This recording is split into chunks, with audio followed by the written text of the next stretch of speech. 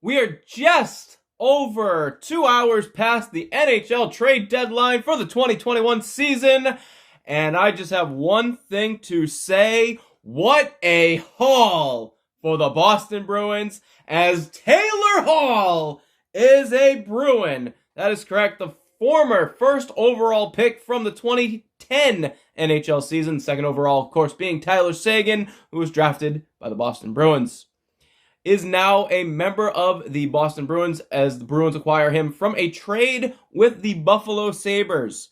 And the cost of this trade, absolutely ridiculous. So here we go. Boston trades forward Anders Bjork and a 2021 second-round pick to the Buffalo Sabres.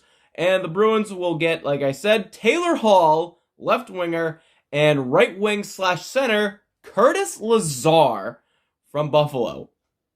Now let's unpack this a little bit. We'll start with what the Boston Bruins gave up. Of course, a second round pick, Magic Beans, could be anybody, could work out, could not, doesn't matter. Either way, that picks in the NHL, weirdly enough, are a little bit, whatever happens, happens. The interesting thing about this is it did not cost the Boston Bruins a first round pick. Only a second. Could be because of how Taylor Hall played in the season, plethora of different things, but the Boston Bruins didn't have to spend a first round pick for Taylor Hall, which is great. Amazing that they did not use their first round pick on any rentals. So, Anders Bjork for the Boston Bruins, tied for 12th currently on the team before being traded with 5 other players for 5 points. The Boston Bruins had no depth scoring. They have a scoring problem. We've been over this. So, they trade a bottom 6, arguably bottom 6 forward in Anders Bjork. He's only 24 years old, so he could develop. Maybe the change of scenery works well for him. We'll see what happens depending on his tenure in Buffalo. So, now we get to Taylor Hall. Currently, he's in the top 10 in points for the Buffalo Sabres. Former Hart Trophy winner with the New Jersey Devils, as he's played on 5 different teams in his 11-year career. That Hart Trophy was in the 2017-2018 season. Has had 2 points of over 80+, but he usually hangs somewhere in the 50, 60-ish, 40, 50, 60 point range, which is fine. So, this season, Taylor Hall hasn't been able to put the puck in the net, although if you look at his track record, he's usually not one that puts the puck in the net more than he gives assists. And Taylor Hall this season with a very bad Buffalo Sabres offensive team, especially after losing Jack Eichel, he has given the team 17 assists, 2 goals, 19 points in 37 games. Now, for Buffalo, that is 3rd best on their team prior to being traded. Now, how does that stand for him moving into the Boston Bruins? Well, because of the Boston Bruins scoring problem, those 19 points in 37 games means he is 8th. 8th on the team as far as points go. In Taylor Hall's career, 664 games played for 582 points in those, 220 of them being goals, 362 assists. He is a much better passer and a playmaker than he is a goal scorer. However, with Taylor Hall comes one big caveat. In his career, he is a minus 63. Offensively minded only. You're not going to get a huge amount of defense out of Taylor Hall. That's just not his game. It never has been. It probably never will be. Which is fine. Now, let's quickly cover Curtis Lazar, who's a great effort guy. He's going to be a 4th liner for the Boston Bruins. Probably an improvement over either Sean Kuraly or Chris Wagner, as he can play both center and right wing. And I believe he has 9 points on the Buffalo Sabres. He is the 10th best player for Buffalo prior to being traded in points. So, with that being said, Curtis Lazar will probably swap with Chris Wagner for fourth line right wing. Now, where does Taylor Hall fit in as far as the forward group for the Boston Bruins? Now, currently, a lot of people have him slated second line left wing with David Krejci and David Pastrnak, which I like a lot. Two very good, if not great, playmakers. David Krejci his best years are behind him, but if you have a motivated Taylor Hall and a motivated David Pastrnak, David Krejci should be able to put up more points and be much more effective than he's been this season, and hopefully that's what you get. Although if you want, you can move Taylor Hall, have him play his off wing with Bergeron and Marchand, and that will mean you'll get some variation of Craig Smith probably on the third line, playing with Jake DeBrusk and Charlie Coyle, and keeping Nick Ritchie with Krejci and Pastrnak in a line that's looked okay. Or you can move Nick Ritchie to his off wing. You can move Craig Smith up in the lineup and move DeBrusk over. A lot of things can happen with this move, which makes it a very, very interesting one, to say the least.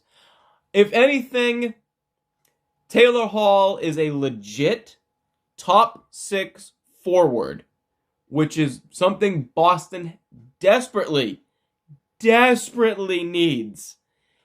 He's a guy that can produce points. Like I said, 582 points in 664 games. He can produce points. Boston needs a point producer. Boston needs somebody who is not Bergeron, Marchand, or Pastrnak to get assists and put pucks in the net and be productive offensively. This is what Taylor Hall offers you. So, I think it's a good move. And for the price, a second round pick and Anders Bjork, you fleeced the Buffalo Sabres. You fleeced them. Because, all honestly, even though his point production is down this season, for a guy that's a former Hart Trophy, a former first overall pick, how is he not? You don't get him for a first round pick. I don't know, but a great move by Don Sweeney to get Taylor Hall, and hopefully we will see what Taylor Hall provides for the Boston Bruins. Speaking of that, we got one more trade from Boston that we need to quickly go over as well. So Boston has also made a trade prior to the deadline, much earlier than the actual deadline day. I believe it was night of. I want to say Saturday night. So the Boston Bruins have traded with the Ottawa Senators, who normally are in their division, but COVID season, they're in the North Division. They're the worst team in the North Division. So they provide to Ottawa a third-round pick in 2022, and Boston will receive Mike Reilly, a left-shooting defenseman, 27 years old, 6'1" and 199 pounds. Career-wise, Mike Reilly, 8 goals, 64 assists, 72 points in 244 games. But this season, no goals for Mike Reilly, but 19 assists for 19 points in 40 games with the Ottawa Senators. Like I said, the lowly Ottawa Senators, worst team in the North. Tied for 7th in points for Ottawa. And he he's the second in the Ottawa Senators prior to the trade in assists. Also, those 19 points mean he ties Taylor Hall for 8th on the Bruins now that the two of them joined the team. So, what does this do? This is, a legitimate left-shooting defenseman, a veteran guy, like I said, 27 years old, provides depth, provides stability. He can move the puck. He's proven that he can move the puck this year, 19 assists. Big get for Boston at a very, very affordable cost in not a third round for this season, but a third round for next season, a 2022 third round pick. Again, great move here. Looking forward to seeing what Mike Reilly can do, because this injury-plagued defense needs the help. They need somebody else on the left-hand side who is ready to go because Grzelcyk is still hurt. McAvoy's day-to-day. Carlo's still hurt. Kevin Miller, they're managing his minutes. So, this definitely is a big boost to a defense that, if you watched any of the debacle against Washington, where it was essentially everyone in the AHL outside of Steven Kampfer, they really do need the help on the back end, especially until players get healthy. So, as it turns out, the Boston Bruins will take on the Buffalo Sabres tomorrow night, and because all three players, Mike Reilly, Curtis Lazar, and Taylor Hall, are all driving their own personal vehicles to come to Boston, so that way they don't have to do quarantine, they don't have to, because they're not going to be dealing with anybody outside of their own vehicle. So probably just take a COVID test day of, and hopefully, no false negatives or false positives or any of that like. So you possibly will see all three of these new acquisitions playing tomorrow night against the Buffalo Sabres. Now, before I sign off, just a quick kind of channel update.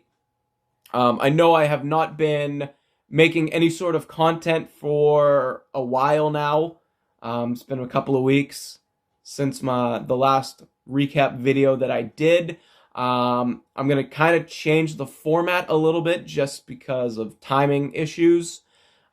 Previously, I was able and had the availability to do a video after, or the next day after every Bruins game. That might not be the case going forward. If I can still make night of games or night after, day after games, I'll try.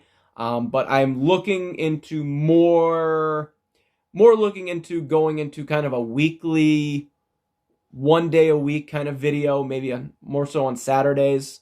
But anything can happen. We'll see, as I'm also dealing with certain things real world like. So, with that being said, for the push for the playoffs, Mike Reilly, Curtis Lazar, Taylor Hall, the rest of your division got better as well. The Islanders got better. The Penguins got better. The Capitals got better. The New York Rangers, I don't think they did anything that I can think of. But you have a favorable schedule, fairly favorable. The only thing you got to worry about is 3 more games against the Islanders, and you have 2 more games against Washington, 2 more games against Pittsburgh, but 6 of your last games are against the Buffalo Sabres. Get those 12 points. So, push for the playoffs. Boston will try to see if they can jump the Penguins. Maybe they're 8 points back, but anything can happen. Anything can happen in this division. It would be nice to see them maybe get third, maybe avoid the New York Islanders, who they've been historically bad against this season. Hopefully, continue to play well against the Washington Capitals when they have a healthy decor. But we'll see what happens. This was a good push, as the Bruins, for this right now, they have decided to give it one final run to the Cup. So we'll see if they can do it on the next Bruins Recap Show.